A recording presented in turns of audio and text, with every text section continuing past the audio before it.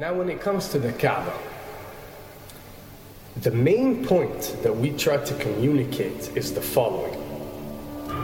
In Islam or in the Quran, God teaches that if all mankind and if all the jinn combine to sin and move away from God, then God doesn't lose one atom's worth of His kingdom. And if mankind and jinn combined to dedicate every second of their life to prayer and to worship of the one God, then God's kingdom doesn't gain one atom's worth as well. What does this philosophy teach you? It teaches you that God is not in need of you, or your practices, or your worships, or your prayers. You are in need of these practices and these worships. You are in need of God and not the other way around. If you can understand that philosophy, then you can appreciate prayers and what they are meant to do, which is basically enlighten you. So when dealing, for example, with the Kaaba, Muslims are required to go and perform Hajj one time in their life, and it's one of the 5 pillars of Islam. Growing up, most Muslims accept this, and most of them do it without questioning, and this is the essence of belief, and this is great. But at the same time, this doesn't mean that if you question or research, you're going to come back with negative or bad answers. The opposite is actually true. So when we started researching into the esoteric agendas and we started researching the elite, we found out how much certain type of practices and rituals can affect your lives. So when we went and placed this on Islam, we developed an even deeper respect for this religion and a far deeper respect for God and the creator of us. So when you go to the Kaaba and you circle around it 7 times, the essence of this worship is not that you are worshiping a stone, or that you are worshiping a house, or that you are worshiping a Kaaba. The Kaaba is merely the focal point or the centerpiece that all Muslims have to unite and focus their energy and prayers towards in a practice that is actually worshiping God.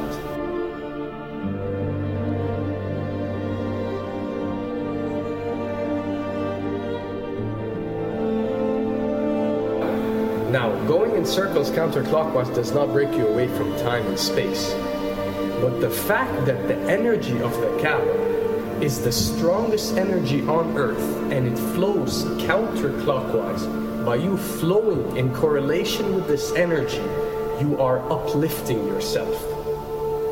You are reaching spiritual levels that you rarely do experience anywhere else on earth. And the fact that you got to do it 7 times, and we are taught that there are 7 skies or 7 samawat or 7 spiritual planes, then one can discover that each circle breaks you through a spiritual plane spiritually, so you can reach the ultimate state of wisdom and spirituality. Does this mean that only Muslims can reach this level? Does this mean that if you're not Muslim, you give up or you reject this information? Not at all. In essence, any one of you, regardless of what your faith is, if you are dedicating your worship and your journey to the one and only Creator and not anything created, then you are on a righteous path.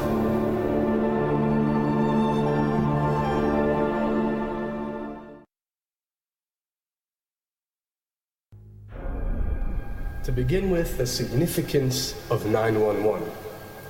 What you have to understand, and what we are trying to explain, is that when dealing with extra dimensions, or when dealing with beings from extra dimensions like jinn, for example, or when dealing with the Illuminati, or the elite, or people that follow a certain type of esoteric agendas, although me and you communicate through words and letters, they have chosen a different type of language.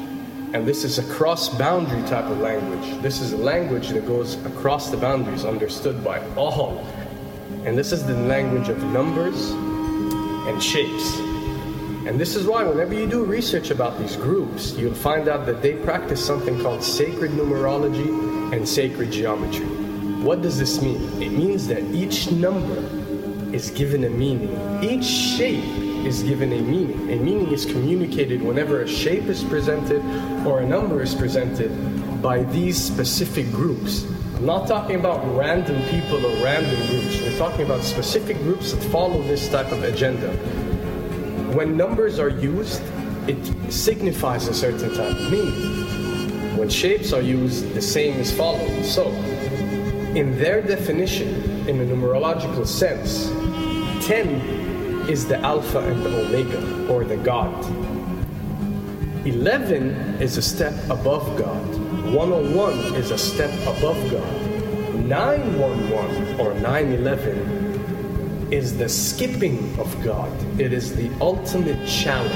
It is going from number 9, which has a specific meaning, to number 11 without going through 10. It's skipping God. So it's no coincidence that this event that we call 911 today took place on 911. It is the ultimate challenge. So now that we understood what 911 means, what other practice do we do that deals with 911? Calling a number whenever you are in an emergency. Now, creating an institution that helps people whenever they are in need of help and whenever they are experiencing an emergency is fine. There's nothing against it. There's no religion, there's no logical person on earth that will tell you this is wrong. But when you understand how sinister that these elite are and the way they work on a level that's way beyond what you think. So the fact that when you're experiencing an emergency or when you are in need of help, you have to pick up a phone and dial 911, which is the ultimate numerological definition of skipping God, then you'll understand how these people work.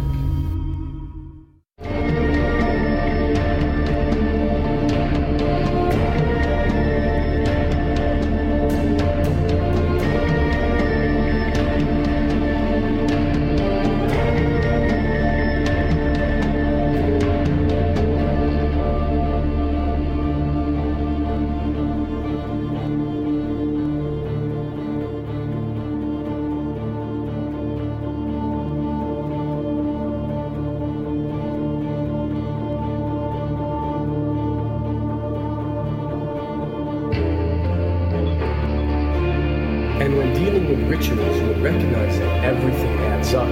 For something to be a ritual, everything has to be in place, everything has to be perfect. And my advice is, if you want to recognize that something is satanic, it has to add up in all sense. The numbers have to add up, the shapes have to add up, the event has to add up, it has to have one general meaning. The pieces of the puzzle fit perfectly.